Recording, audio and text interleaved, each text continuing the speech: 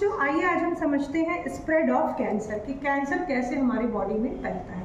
पहले तो आप ये समझ लीजिए कि जो कैंसर होता है उसको कर्क रोग कहा जाता है। यहाँ आप देख सकते हैं कि ये केकड़ा है और इस केकड़े का जो ये बीच में है, पहले माना जाता था यही गांठ, इंसान के शरीर में अगर ट्यूमर बन रहा है तो ये गांठ रहेगी और ये साइड में जो फूले हुए इसके लेग्स हैं उसको हम कैंसर सेल की जो स्वलन वेसल, जिसको इन्फ्लामेशन कहते हैं, स्वेलिंग, वो है। ठीक है, उसके बाद हमने एक एग्जांपल लिया है कि कैंसर अगर बॉडी में कहीं भी होगा तो वो पूरे पार्ट्स में फैलने की कोशिश करता है और इसमें क्या होता है, अचानक किसी सेल में चेंज आ जाता है तो जो नियोप्लास्टिक ट्यूमर होता है वो आपके बेनिग्न या मैलिग्नेंट में बदल सकता है। तो इसको समझने के लिए हम यहाँ देखते हैं कि मान लीजिए क्लासरूम है, उस क्लासरूम में आपके बहुत सारे कमरे हैं, तो एक कमरे को हम लेते हैं, मान लीजिए कोई पहला कमरा है और उसमें बहुत सारे बच्चे पढ़ रहे हैं। किसी एक बच्चे को अगर सिगरेट पीने की आदत हो गई तो वो बहुत सारे बच्चों में ट्रांसफ़र होगी।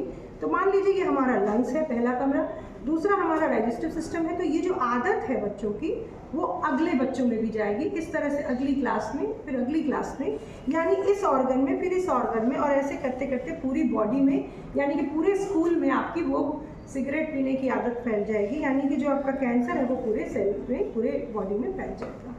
और कैंसर सेल्स क्या होते हैं कि इस तरीके से आप देखिए यहाँ पर कि कैंसर सेल में कम्युनिकेशन होता है, एक सेल दूसरे सेल को सिग्नल देता है कि कितना ग्रोथ करना है और कितना ग्रोथ नहीं करना है।